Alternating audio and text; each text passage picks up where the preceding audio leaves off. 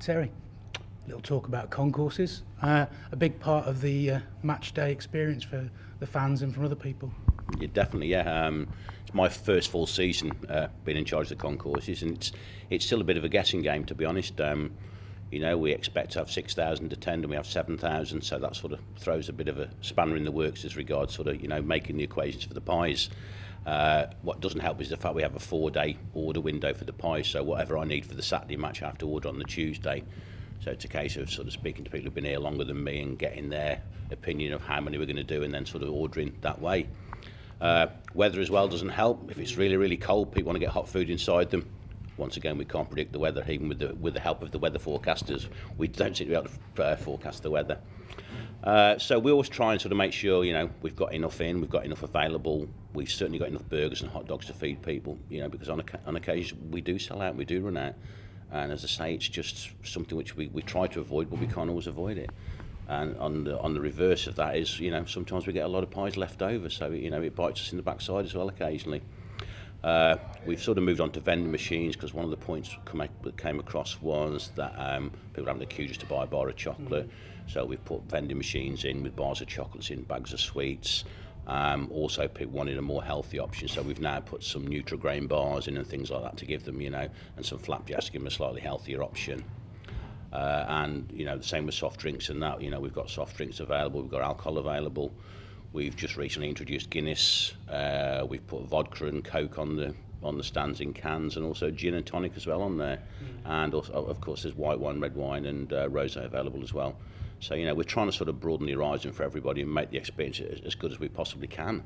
I guess as well, it's always taking into consideration different things. So, as you say, vending machines, there's bottle bars that we've used before. There's things like the Woods points around the stadium. So, he's trying to make the best of what we got. Yeah, most definitely.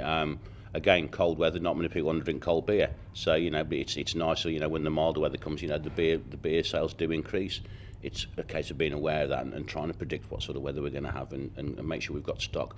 I don't want anybody to be without anything, to be honest. I really don't. And it's the last thing I want is somebody, a disgruntled fan saying to me, I couldn't get a pie. I want everybody to be able to get what they want. But unfortunately, sometimes in this, unperfect world, we can't always get it right. All we do is just keep trying our best.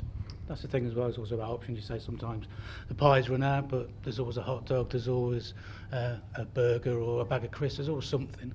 Yeah, absolutely, there's always something there for somebody to eat.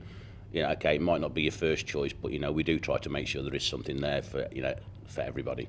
And I guess as well, it's in your position now, sort of 6 months into the season, it's taken into consideration what's gone before and help to take that into forward planning for the rest of the games.